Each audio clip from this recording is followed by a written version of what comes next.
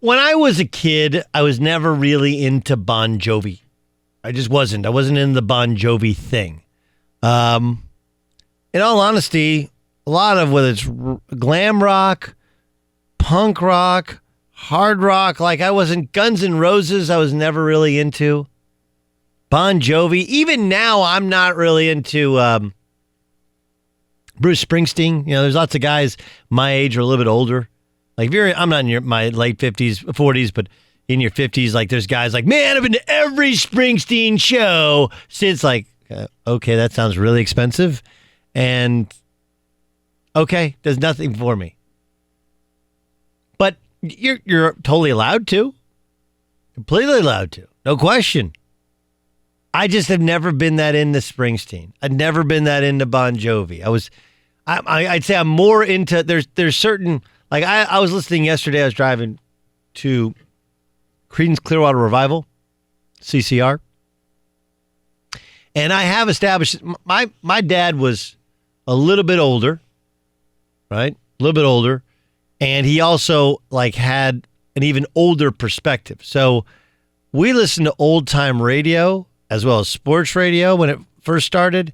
And we would listen to big band music and Sinatra.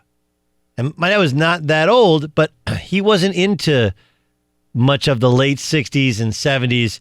If there was anything that he was into, it was like Marvin Gaye and more, some funk and R&B more than he was into any of the acid rock or any of the hippie movement, none of that stuff. So there's a void that I just didn't have. Nobody in my upbringing played that kind of music, that some of it I've come around to in adulthood just because I was a basketball player. I was into hip hop and pop music and rap music more than I was into anything else. I say that because as much as I didn't get the Bon Jovi thing, the Cure, there was a lot of girls that liked the Cure when I was in middle school and high school. Just wasn't into it. For the most part, I've been the same with Drake. Now, I understand he's super successful. I understand he's super popular. There are some songs that I like. There are songs that don't make sense. God's Plan makes no sense. Like, he talks about people wishing bad on him. What the hell does that have to do with being God's plan? Because they're hating on him? Like that, just listen to the lyrics of that song and then listen to the chorus of that song and you're like, that didn't make any sense to me. I mean, the great thing about rap and hip hop is usually you can tell a story. So I'm not the hugest Drake guy, but I'll play some Drake songs for my kid. My son likes some Drake. But they all do kind of sound, there is a certain AC/DC quality to them, right? Where AC/DC, all their songs are kick-ass hard rock songs. You Shook Me All Night Long, Thunderstruck, you kind of go all, Back in Black, you go down the line of all the popular ones, but they all kind of sound the same.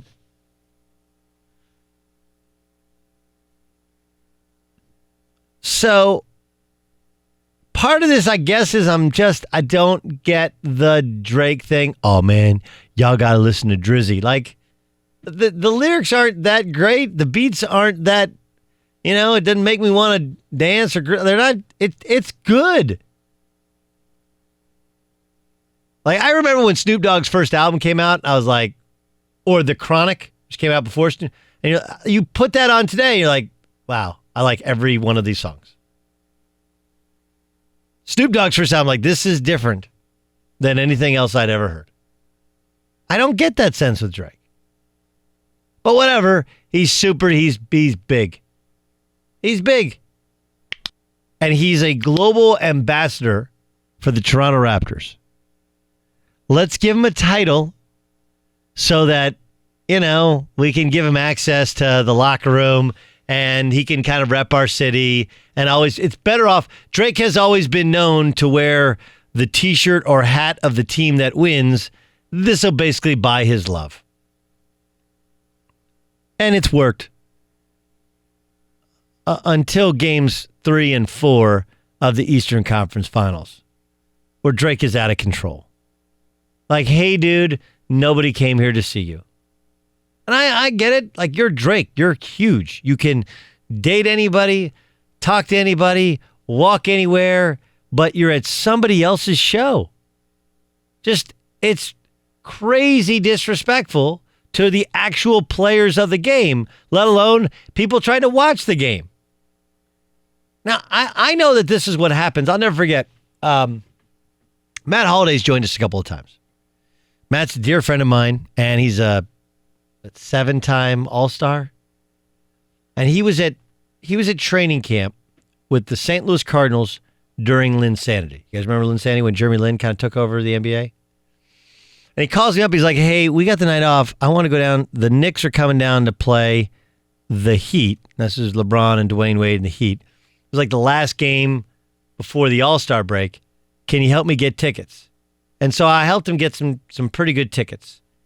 And I said, what was the game like? If you remember that game, that was basically the end of Linsanity. That was when the Heat were like, this guy is not a starter in a real NBA game. And they just took him completely out of the game. And it was a little bit of exposure there. Well, Matt's like, not only did Jeremy Lin look like a guy who was a G League player trying to play in the NBA, but at some point in the first half, Floyd Mayweather walked in, and he had like 5 people in front of him, 5 people behind him. He made sure to make a scene. He shook everybody's hand, took pictures, kissed babies before he sat down in the seat. And he kept standing up and sitting down. Like these are things that are done for a short period of time at NBA games, not the whole time. And you don't have the free run of the sideline. So this is not me hating on Drake. I've never totally gotten the Drake thing, but I like some Drake songs. God's Plan makes no sense to me. And the only reason God's Plan became popular is because he had a video where he's handing out money to other people. It's a true story. He's hand out like $10,000 to people. Which is cool, but like it doesn't go along with by my estimation, the lyrics. And the lyrics actually contradict themselves several times over. Here's Mike Budenholzer, coach of the Milwaukee Bucks, on Drake on the sidelines. I don't know how much if he's on the court. It sounds like you guys are saying it's more than I realize. There's certainly no place for fans and, whatever it is exactly that Drake is for the Toronto Raptors, to be on the court. There's boundaries and lines for a reason. Like whatever he is to them. Some guy tweeted this out, and then Drake, liked it and then put it on his story. Sports media needs to accept the simple rule the Miami Hurricanes signed into law back in the 80s. If you don't want the opposing team to celebrate or dance, prevent them from scoring, winning, or achieving their objective, get over it and keep moving. Okay, well, if that's Drake, or Drake fans need to understand, you're not on the team! You are wee guy on steroids. Or wee guy on money. You're not on the team. The players don't want to tell you it, but they all think it. Like, what are you doing in warm-ups with Kentucky basketball? Like, you couldn't play at Kentucky? What are you doing on the court or touching a coach? Like, no one does that for a reason. I'm not in your band, and you're not on my basketball team. You're going to let me come up and sing a couple of bars? Of course not. Hey, listen, next year Coachella, Drizzy, next year Coachella, I'm going to be kind of walking around on your stage and just give me about 15, 20 seconds, maybe a minute to freestyle. I'll figure out something really good depending on the vibe. It's going to be dope. Trust me. These things don't happen. You know why? Like, of all the people that should understand the boundaries, Drake is one of them. Because I guarantee wherever he goes, it's a lot like when I hung out one time with Aaron Rodgers. Aaron Rodgers is like, watch how much people like to touch me. It's weird. And you know what? Every person who came up to him wanted to touch him. Not like shake their hands, like hug it out. Just touch him, put their hands on him. It's a weird thing. Just like people have their own kind of personal space, teams have their own team space. And you're not part of the team. Even the owner isn't part of the team. We all get creeped out by owners that get a little bit too close. And this, of course, just signifies the difference in how the NFL is run and NBA is run. Adam Silver is brilliant. brilliant. Brilliant. But his laissez-faire attitude, let everybody kind of handle it themselves. I worked one NFL game. Okay? One NFL game. Sideline. And if you watch the NFL, you'll notice that there's a yellow line that goes around the field outside of the sidelines. You do not step inside those yellow lines unless the game is over and you're allowed to conduct an interview or before the game has started. Outside of that, no one steps inside those yellow lines. I know. I was working for the TV crew and I had my foot slightly inside the yellow line. And somebody from the league office called Fox and was like, what is Gottlieb doing? We do not do that. This is a sport for TV, and his foot should not be, because that's how the shot is cut. I'm like, oh, hell, I had no idea. I was standing before the game next to Peyton Manning because he was there to see his boy Adam Gase. Had his son there. You know what Peyton Manning didn't do during the game? One, he wasn't on the sideline. They usher guys off. There's nobody on sidelines. And two, he would never step inside the yellow line. That's how it's supposed to be. That's the show. You're not part of the show. Drake is the worst embodiment of we guy.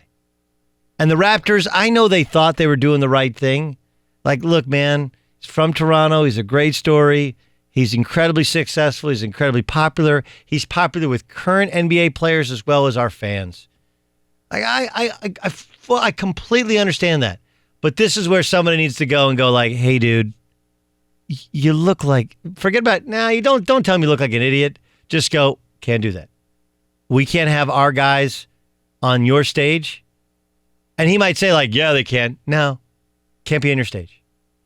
You know, like, look, the Warriors are going to play at least 2, maybe 3 more games at home in Oakland. And if you know about the Warriors' home games now, this is not the same old Oakland crowd where you could get in for whatever. First 2 rows in Oakland, those are 3 comma guys, all tech dudes. They can buy and sell Drake 10 times over. If they woke up with Drake's bank account, they would fire everybody underneath them and have a heart attack in the process because something has gone seriously wrong. That's how much money those people in Oakland are worth, because they don't actually live in Oakland. And you know what they don't do? They don't patrol up and down the sidelines. They're not giving Steve Kerr. When Steve Kerr had a major back issue that kept him out for half the season, did you see anybody come up and go like, Steve, you a little, I know acupressure. A little, no? Good? Okay. Have you ever seen that?